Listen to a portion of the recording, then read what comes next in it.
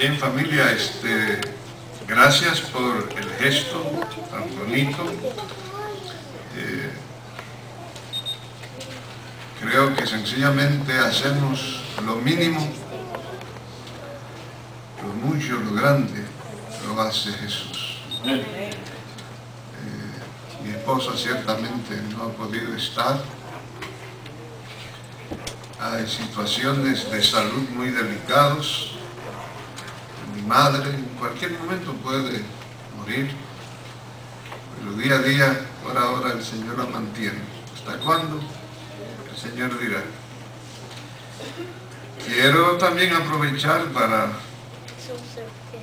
reiterar que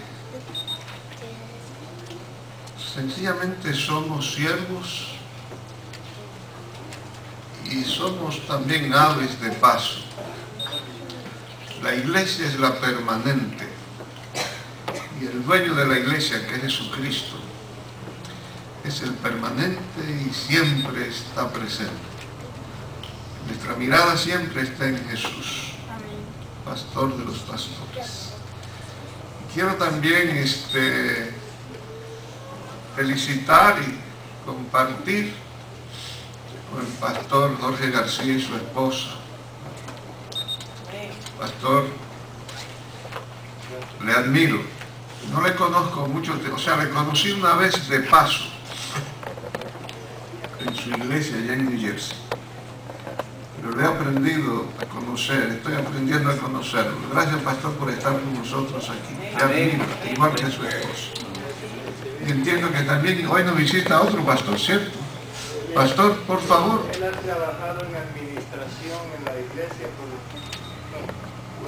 42 años, pero está jubilado después de terminar en la Universidad Adventista de las Antillas.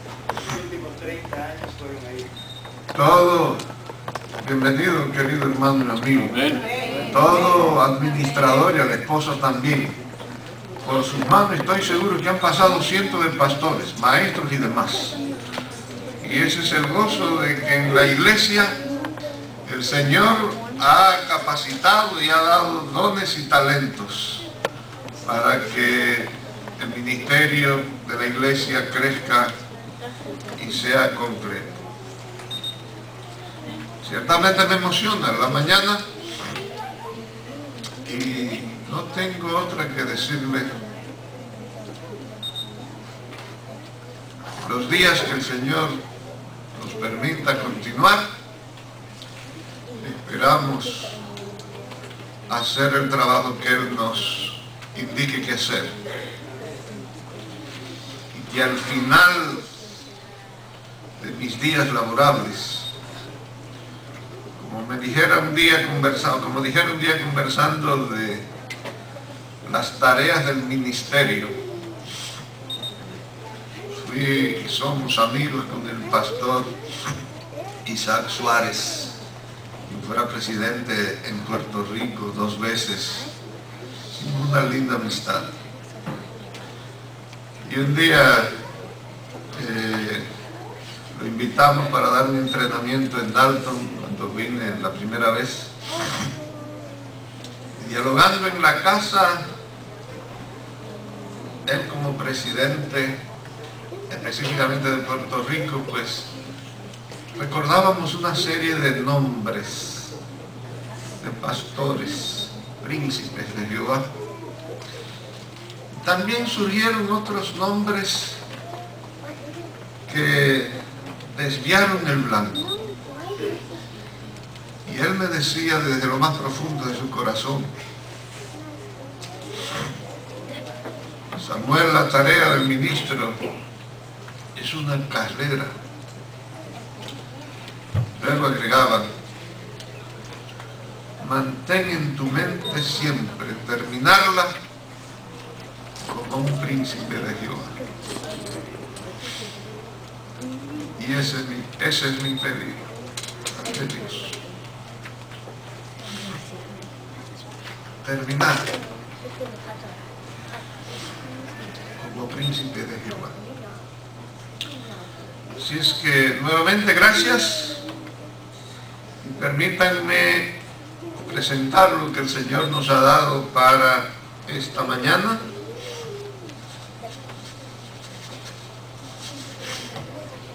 Generalmente cuando presento a un niño o una niña, siempre trato de traer un tema que tenga que ver con la familia.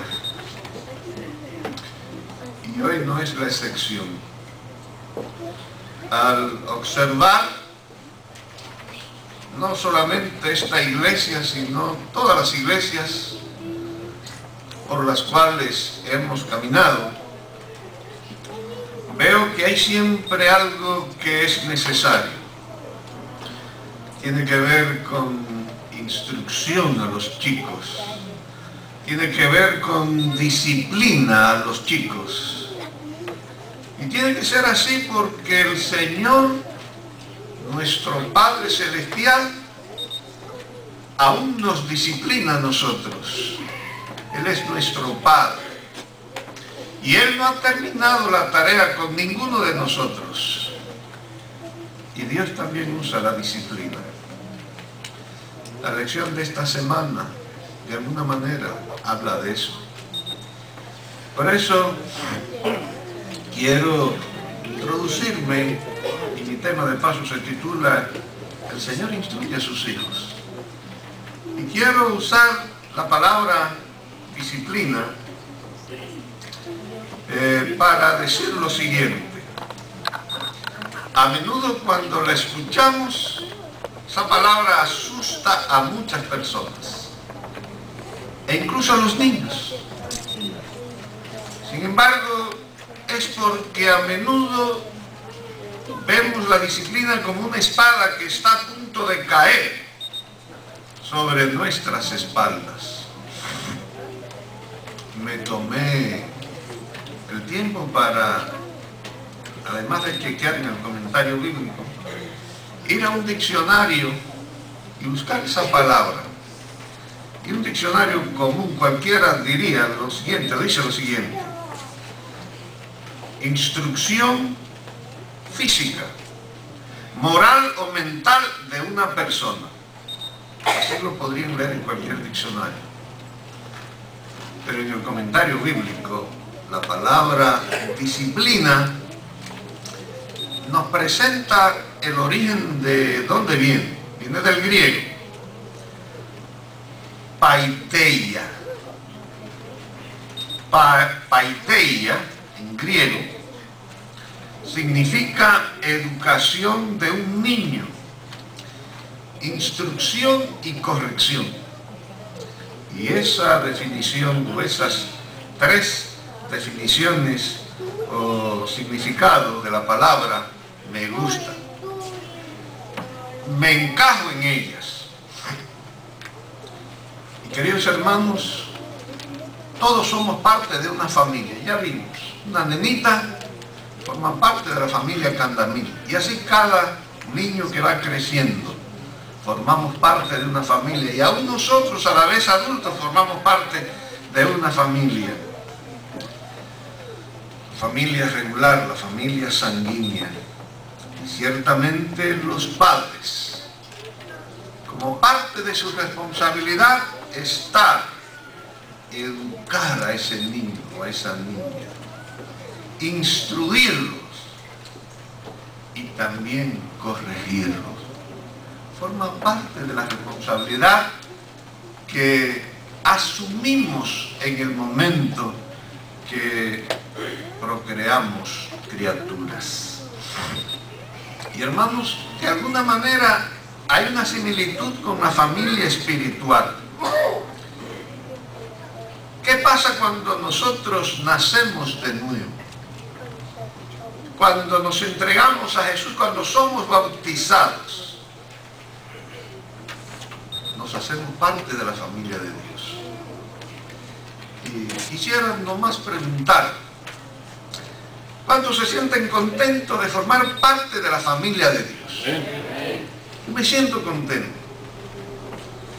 Siempre he dicho, y lo seguiré diciendo, porque lo he experimentado en cualquier lugar, formar parte de la familia de Dios, del pueblo adventista, y estoy hablando en ese contexto, es formar parte de una gran familia, que donde quiera nos podemos encontrar, y donde quiera que vayamos y abrimos nuestras bocas y damos un nombre o escuchamos un nombre, de alguna forma nos relacionamos.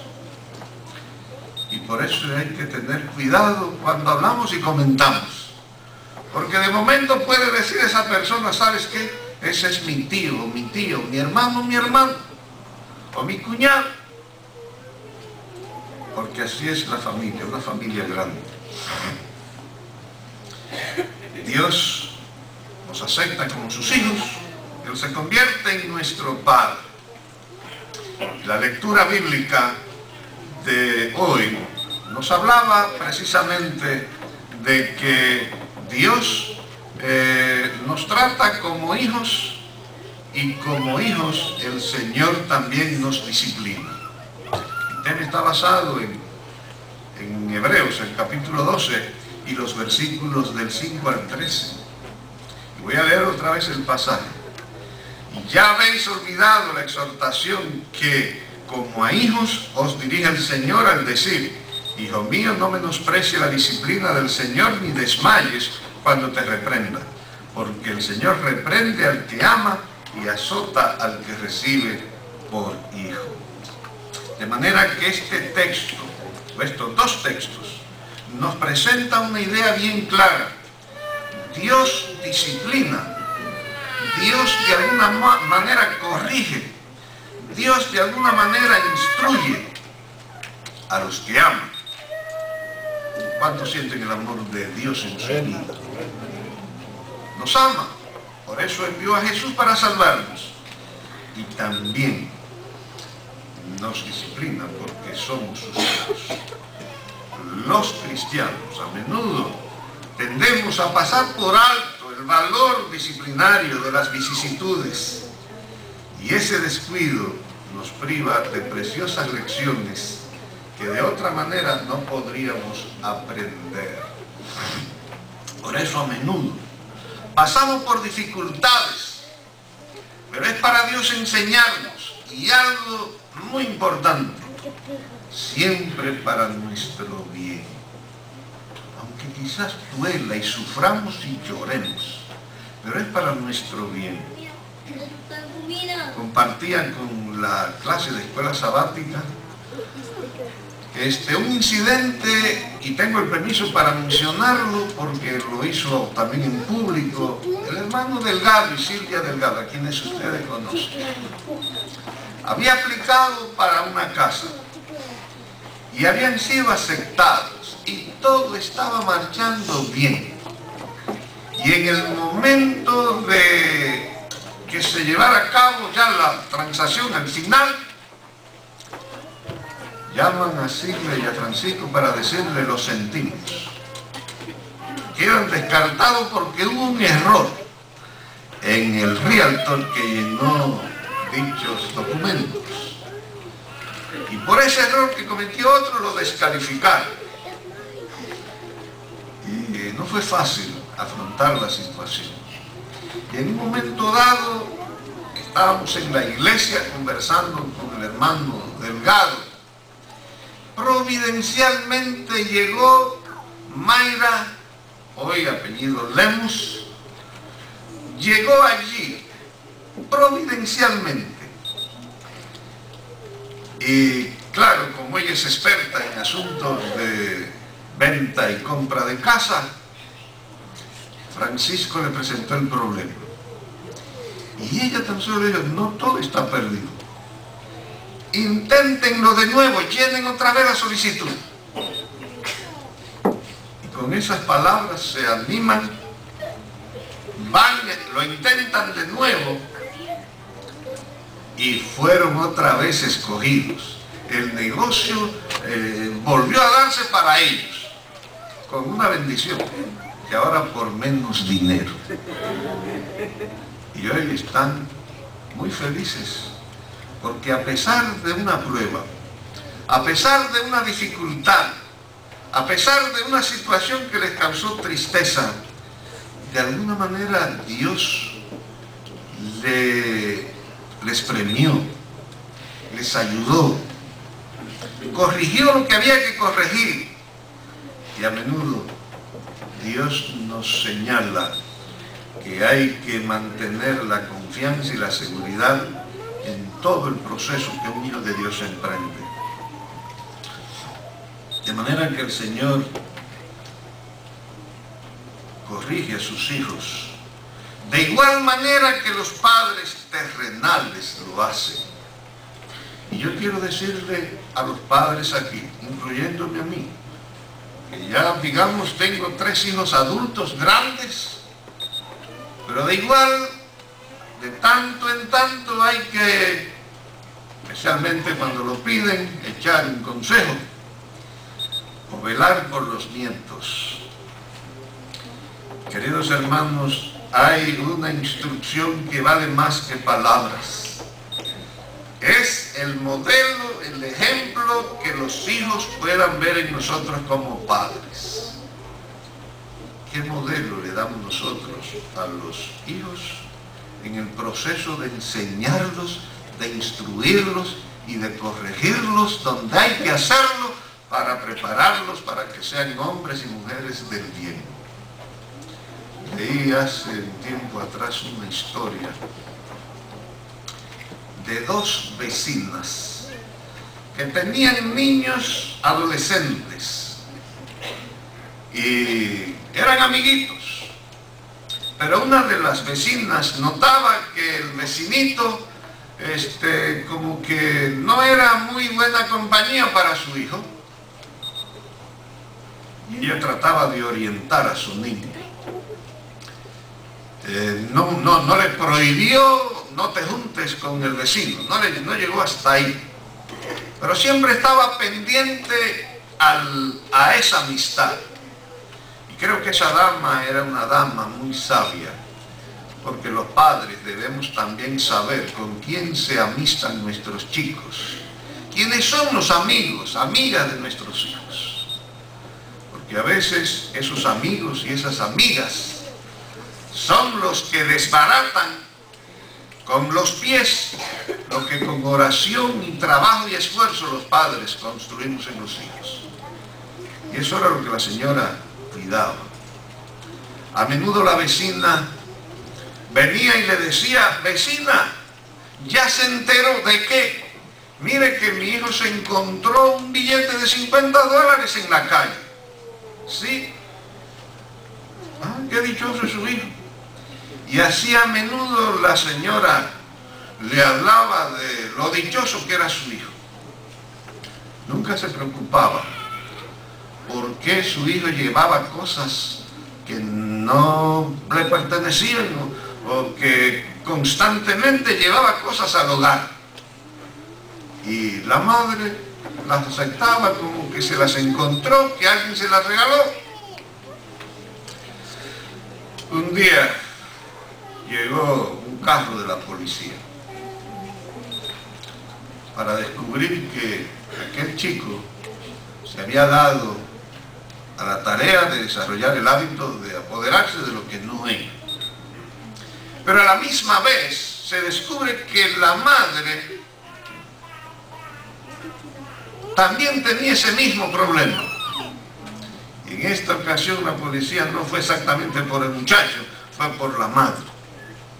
Por esa razón aquel chico era tan dichoso.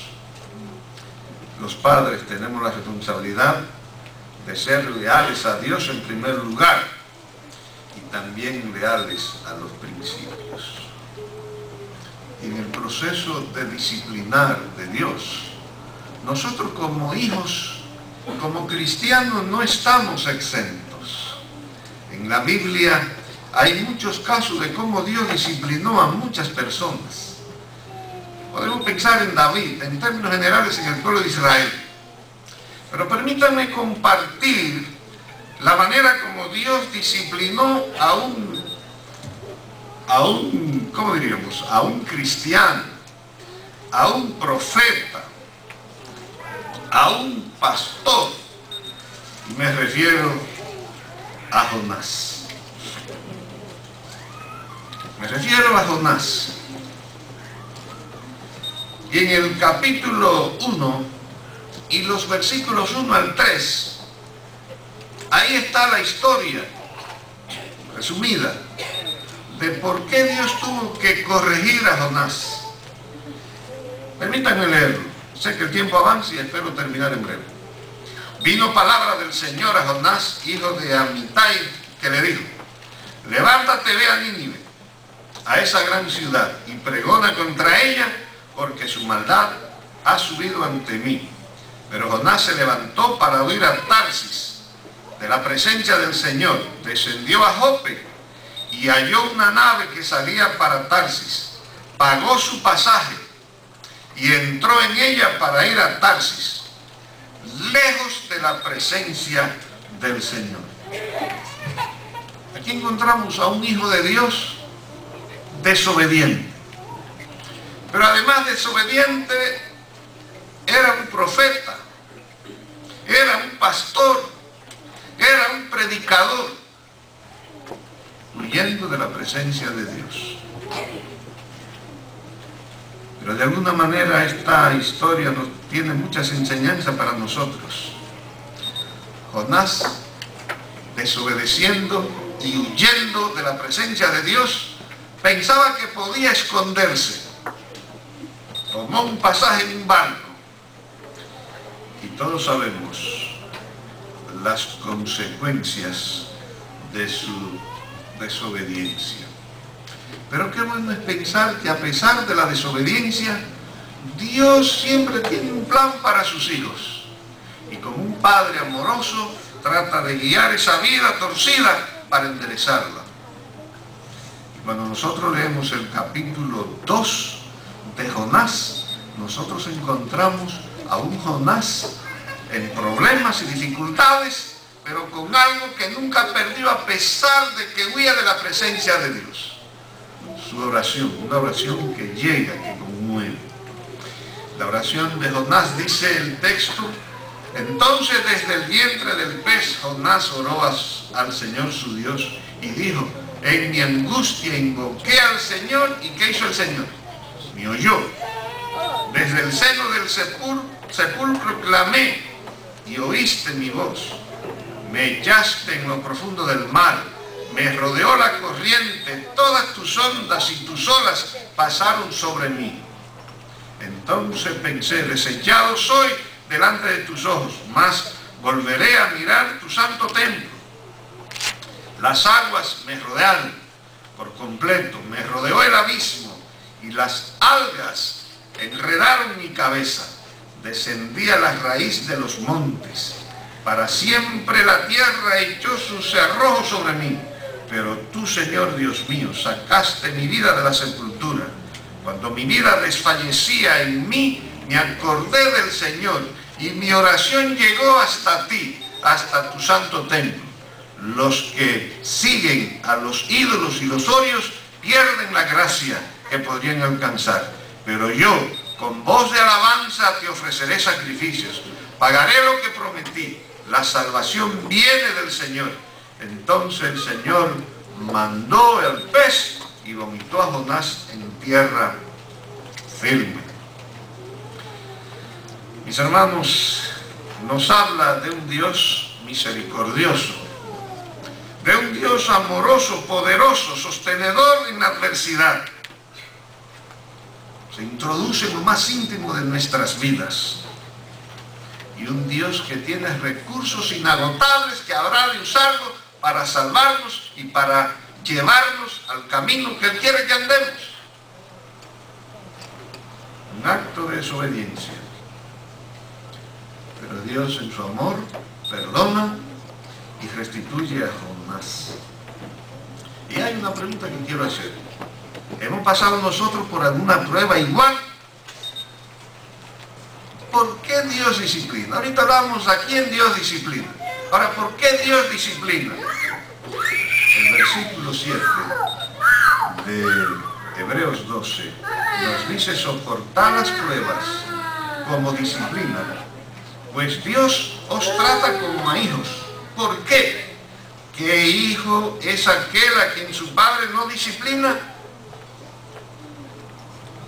manera que cuando el Señor me disciplina porque Él no se avergüenza de ser mi Padre,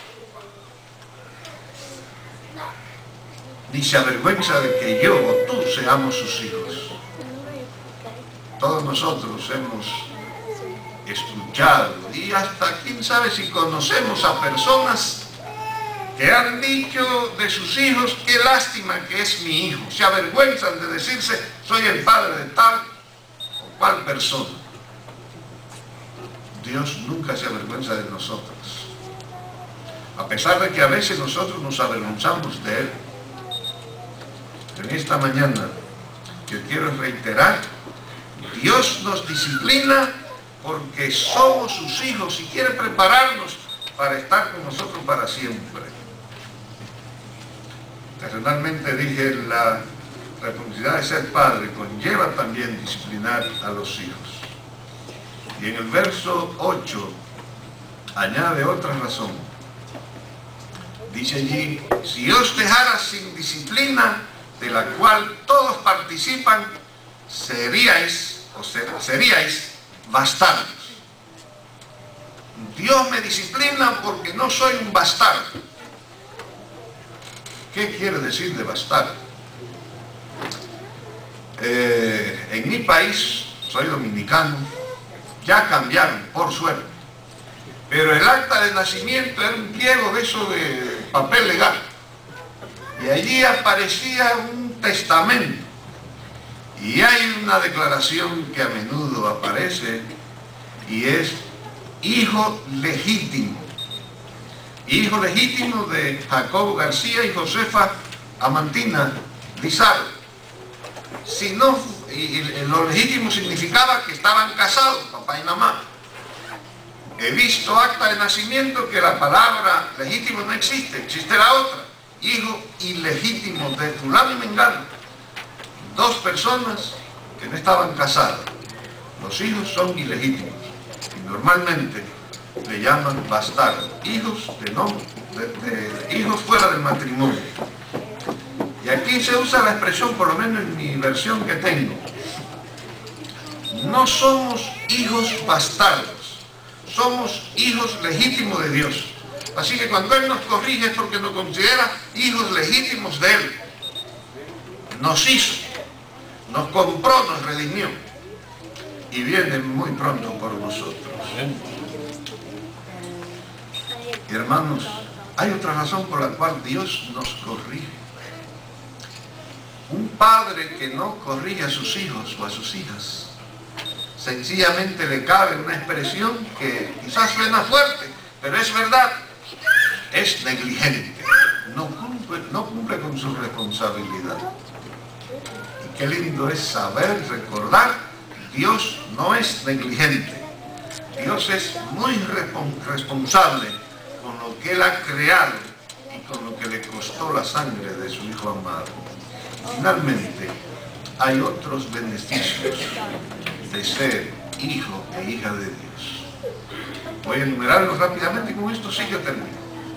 En Romanos 8:17 dice allí: y si hijos, ¿qué también somos?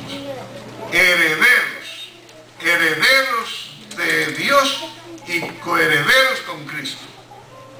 Y es que padecemos junto con Él, para que junto con Él seamos glorificados. De manera que al Dios disciplinarnos, lo hace porque tenemos una ventaja con aquellos que todavía no son hijos de Dios.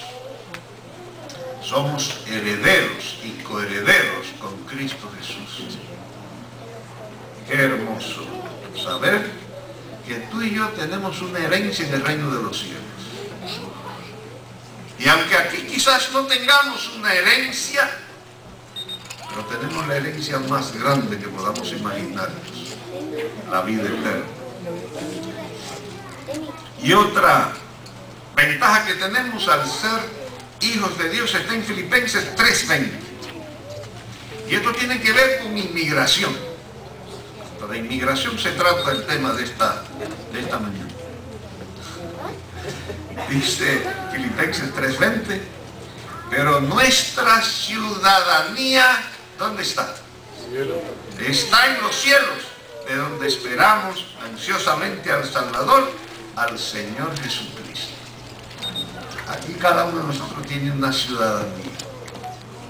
En el caso sé de los de Guatemala, no estoy seguro de México, los dominicanos podemos tener doble ciudadanía. La del país de origen más si adquirimos otro, en este caso digamos la de Estados Unidos. Yo tengo la ciudadanía dominicana por nacimiento y no cambio mis plátanos, yuca y batata y cosas por el estilo por el hamburger ni por el hot dog ni nada de eso. Pero también tengo el pasaporte azul. Y es interesante lo que sucede. Cuando llego a mi país, si voy con el pasaporte rojo de mi país, entro por una puerta con 1000 trabas. Si voy con el azul, entro por otra puerta sin trabas. ¿No entienden? Pero esos son los asuntos de ciudadanía. Pero qué bueno, hermanos, que todos nosotros tenemos una ciudadanía especial. Y qué bueno que hemos sido sabios para obtener esa ciudadanía. Mantengámosla. Si hay aquí amigos que todavía no tienen esa ciudadanía, que nos la da nuestro Padre, porque al ser hijo de Dios automáticamente viene esa ciudadanía, como pasa con los chicos. Adquiérala en esta mañana. Somos ciudadanos del cielo, entendamos esa declaración. Luego en San Juan 5:24 dice otra de la ventaja, yo diría la más grande. San Juan 5:24 dice: os aseguro que el que oye mi palabra y cree al que me envió, ¿qué cosa tiene? Vida eterna, por ser hijo e hija de Dios. Vida eterna, y no será condenado, sino que pasó de muerte a vida. Concluyendo, para terminar, ¿hemos experimentado alguna vez la disciplina de Dios? ¿La ha experimentado? No levantes la mano. Yo estoy seguro, comenzando conmigo, que de alguna manera hemos estado en ese taller del alfarero divino. Y como vasija nos ha pulido, nos ha tallado, quizás nos ha hecho pedazos para reconstruirnos de nuevo. Pero mientras el alfarero trabaja con nosotros, es porque quiere hacer de nosotros una vasija linda y hermosa para su honra y su gloria. Al declarar que hemos experimentado en algún momento la disciplina de Dios, te hago 3 preguntas. ¿Hemos aprendido de ello? ¿Nos ha sido de beneficio? Finalmente, ¿podemos dar gracias a Dios por esa disciplina? Si puede contestar a esas preguntas, es porque ciertamente somos hijos de Dios. Que el Señor nos bendiga esta mañana.